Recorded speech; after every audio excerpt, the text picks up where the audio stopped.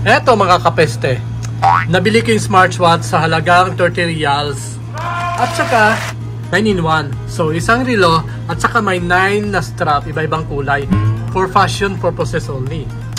So maganda rin to compared sa mamahaling smartwatch. Eto, ayan yung mga option niya. Pwede kang tumakbo, mag-grounded ka. Hindi ko alam to. Ito, pwede ka magkanta, may microphone. Maglaro ka, pwede. Ito, ma-broken hearted ka niyan. Tsaka, pwede kang tumawag sa Bluetooth. Joke lang. Ayan yung mga option niya at mga available na mga application doon sa smartwatch natin.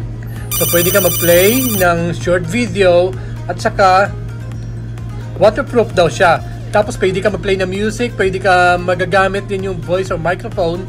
Tapos, naka-sleep mode, pwede mo yung sleep mode, may temperature. At ito, may wireless charging siya. Tapos ito, pwede ka sa exercise for running or any exercise. Pwede siya sa call, messages, tsaka yung ma-monitor ng heart rate mo. At ito, ayan, 49mm titanium case. So titanium case siya, tapos may compass pa siya. Kung sakaling maligaw ka, may compass ka. Tapos may wallet function. So pwede nyo i-attach dyan yung card nyo. Pero usually hindi pinattach yung card ko sa mga gadget. Ayan. So ito yung kulay ng strap nya. At ito, ganito yung relo nya sa loob. Ayan yung charger nya. So ganyan siya. So bubuksan na natin. Ayan. Ito yung plastic case nya. Plastic cover nya. Ayan. Wala po sariling brand. So mga China lang. Kasi yung karton nito magkaiba-ibang kulay at wala siyang sariling brand. Basta 9-in-1 na nakalagay na Ultra. So mga local made lang to sa China. Tapos in-export nila. Ayan. At bubuksan ko na. Galing din ng mga Chinese. So kung ayaw mong mamahalin para pag masira, pwedeng itapon o pwedeng mapalitan, mabilis na mapalitan, pwede na itong mga fashionable smartwatch. Ayan, ayan, ayan! Ayan yung laman niya. Ito yung relo, tapos ito yung mga strap niya. Ang ganda rin na makulay ng strap niya, iba-iba.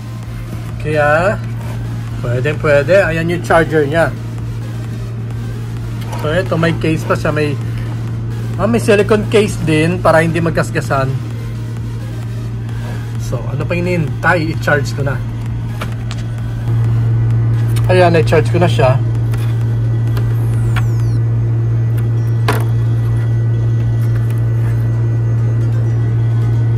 So, ayan, i-charge ko na siya. Gumagana, pero kailangan nyo i-scan to. Maglalabas siya ng QR code. I-scan nyo sa cellphone nyo para ma-connect siya sa cellphone nyo. Ayan, i-attach ko sa kanya yung strap niya. Kulay puti yung napili ko. Naka-lamp mode. Amon niya siya pag naka-lamp mode. Anyway, na-update ko application niya at ganito. Ganito yung themes na napili ko. Ayan, ganun siya. Kagwapo, gid balaw. Kagwapo, gid niya rin lo. May ano pa siya, may silicone case. Yan, tapos may LCD protector siya. Nilagay ko na. At itong strap na napili ko yung kulay puti. Ganun lang siya kasimple.